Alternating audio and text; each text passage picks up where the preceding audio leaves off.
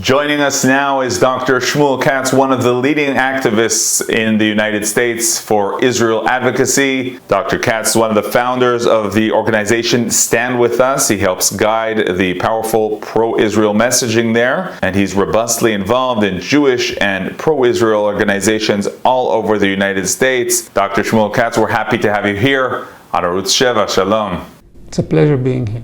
So 2020 USA presidential elections are in a few days, and many Jews and also non-Jews are looking at the question, is the candidate pro-Israel? What are your thoughts on this as the elections are really close? Thank you very much for the question. It's very important, and it's important especially in these days, even though it's important also throughout the year. Israel and the Jewish people have to be careful not to make the Israeli or the Jewish issue to be a partisan problem. We have to make sure that both sides of the aisle will support the legal, the valuable, the honorable position of the Jews and the state of Israel. And therefore it's sometimes difficult to state a clear opinion in one direction or towards the other.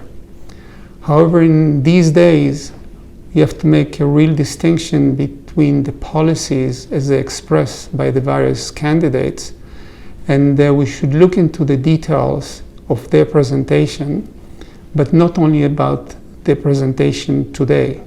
You have to look at the track record. And if you analyze both leading candidates to the position of a president of the United States, we see, for instance, President Trump was openly and consistently pro-Israeli. He was giving Israel all the support that Israel needed. He was brave enough to implement the decision of the American Congress and move the embassy of the United States to Jerusalem and recognize Jerusalem as the capital of the state of Israel. And he did the same about the Golan Heights. At the same time, he gave Israel all the support that Israel needed on the international arena. He gave them the support from the military point of view, and he supported Israeli needs in the Security Council in the United Nations. When you compare this performance to the record of the Obama and Biden administration, it's very difficult to make the comparison. The most egregious point that many Israelis were very upset with President Obama and Vice President Biden at the time was the Iran deal. And the worst move was when, just before the termination of their presidency, Obama made sure that the resolution 2334 passed at the Security Council against Israel, which removes any Israeli connection from its holiest site, from the city of Jerusalem, and from the cradle of the Jewish people in Judea and Samaria. This decision was anti-Israeli under any terms, even though there are many groups who will support an idea of two-state solution, but without thinking into the details and the consequences of those decisions, and without considering any defensible borders for the state of Israel. These 2 points by themselves puts you in a certain understanding that you not have a friend in leadership who is following these directives. When you look at the people who are working with them in order to implement the policies, we have to make sure that we know what they stand for and how they relate to the Israeli and to the Jewish interest across the globe. When you look at the team that worked with President Trump, you saw people who really tried to make sure that both sides, the Arab and the Israelis, are having some kind of a positive outcome of a close negotiation in order to create a better future for all. It included Ambassador Friedman, it included Ambassador Greenblatt, you have Kushner, and many others. Mike Pompeo was very instrumental in moving the positive agenda forward. When you look at the interaction of the team that works with the candidate Biden, it gives me some concern. For example, they would not go and make presentation to AIPAC, but at the same time they go and interact with J Street. And we all know the agenda of J Street, which is not very friendly to Israel. They would not support Israeli interests, and they have an ulterior motives in the way that they're implementing their agenda. At the same time, when you look at the interaction with other groups who are anti-Israeli, you see many members of their team who are supporting radical groups, supporting people who are even supporting the Marxist ideology, supporting radical Islam, and they have very close relationship with CARE, which was an unindicted co-conspirator some years ago in an organization which was supporting Hamas financially. And there were many indictments which are linked to their activities, and they are connected to the radical Muslim Brotherhood. So when you look at the big picture, it gives me a little bit of pause to see if I can depend on a smooth transition towards a supporting of Israeli and Jewish interest if I'll go for the Biden administration. At the same time, many people who are supporting the Biden administration are some Congress people who are openly anti-Semitic. And nobody was condemning them within the Democrat Party. It's difficult to pinpoint a single radical group in the United States because the three major groups who are involved in radical positions are the radical right, the radical left, and the radical Islam. So once you have these three groups working one against the other, for some reason they have some kind of a common motive, which are all anti-Israeli and anti-Jewish. And I did not see this clear condemnation of these radical groups by the Biden administration. They were accusing Trump of associating himself to the radical right. But if you look at the record, he condemned them multiple times on television, on radio, but the international media, for some reason, forgot his statements, which were made several times, repeatedly.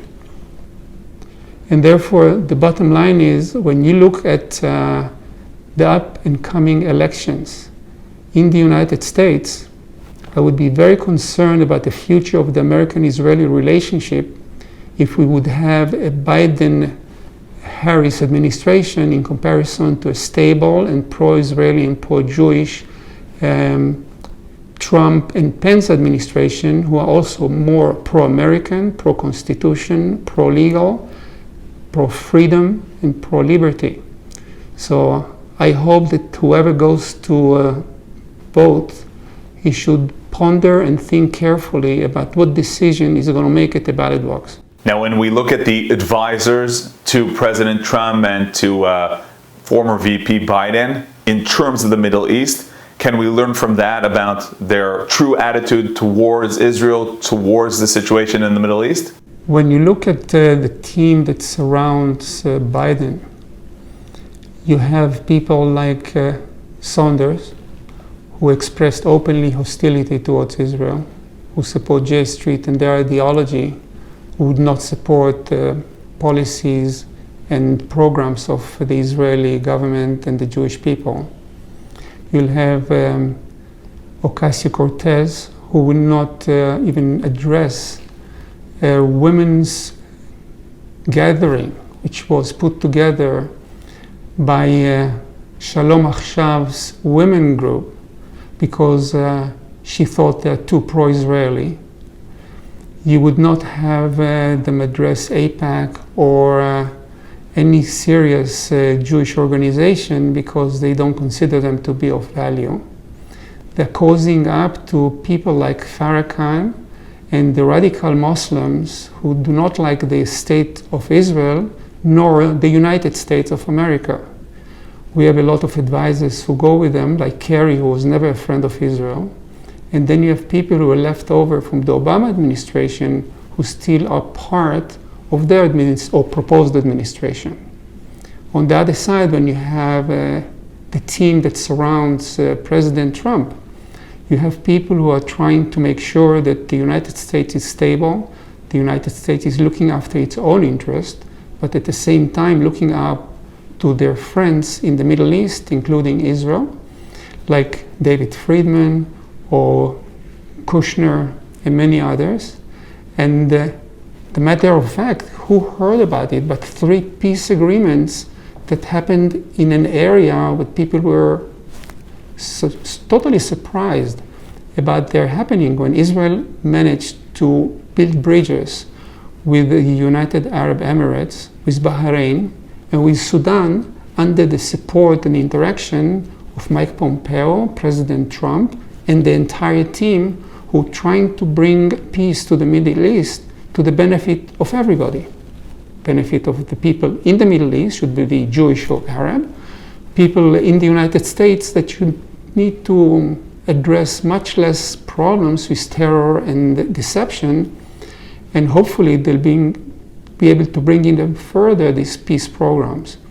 And on top of that, the Biden administration promised to renew the Iran deal, which is a horrible outcome for any freedom-loving person across the globe, because their agenda is very clear. They consider Israel as the little Satan, the United States as a big Satan, and I didn't hear any reversal of their policy. I just see that they're trying to be entrenched in their position, and they're just waiting to the Biden administration to come and free them to develop again the ideology which will lead to the detriment of the Middle East and to the detriment of the free world as we know it. So you have friends from all different walks of life. When you sit down with someone who is, officially even Democratic, what are the concerns that you'd share with them in terms of the Democratic Party's attitudes towards Israel, maybe even towards Judaism? Today we have a very serious problem at our hands. We have something which is called a culture canceling ideology, and many people will not even listen to you. You can bring them facts, but they will not listen to you, and if they listen to you, they won't hear what you're saying. What I would encourage them to do is to look at the big picture, look at the raw information, because today we know for sure they don't get all the information. What they're getting is whatever the media which is linked to them is delivering to them, and they were taught not to listen to somebody else. Therefore, they're missing a lot of good information from the other side. So the first thing that they'll have to do, listen to somebody else's opinion as well. Make sure that you are comfortable with whatever you hear. Don't assume that if somebody else is saying something, it has to be a lie or a Russian propaganda. It's not. A lot of facts are very importantly real facts. And I had many interesting interactions with people who will tell me, don't confuse me with the facts. So what do I tell them? What I try to explain to them is, you know what, you're entitled to your opinion, but you're not entitled to your facts. You better look at the facts and judge them wisely, because whatever decision you're going to make, your personal welfare and the welfare of your family will have a serious consequences based on your decision. If you think that this is the correct decision, that's fine with me, but it should be fine with you. At the same time, if you want to commit suicide, I'm not willing to go down with your decisions. But I'm sure that if you pay attention to all details, you'll understand that there is more than what you know today. Find out, figure out the truth, identify the facts, and make sure that you understand that whatever decision you make, you personally will have to bear the consequences. Now, when we see the more radical left, maybe even anti-Israel parts of the Democratic Party, Should Israel be doing something? Can Israel be doing something to counter these type of voices, these type of agendas? This is a serious problem that we have to face, and we did face it for quite some time. We know that many of the leadership in many universities is being taken over by radicals. People who have more moderate minds are trying not to get involved because they don't want to shake the barrel, because they don't want the hornets fly. And therefore we have to make sure that the university itself understands that there are consequences to their decisions. In the United States, there is something which is called freedom of speech, freedom of expression, which is honored by many people, and it is the law. Universities are getting big amounts of financial support by the federal government and by many donors. They should understand that if they continue with a trend which is marginalized free communication and free speech on their campuses, there are consequences to their decision.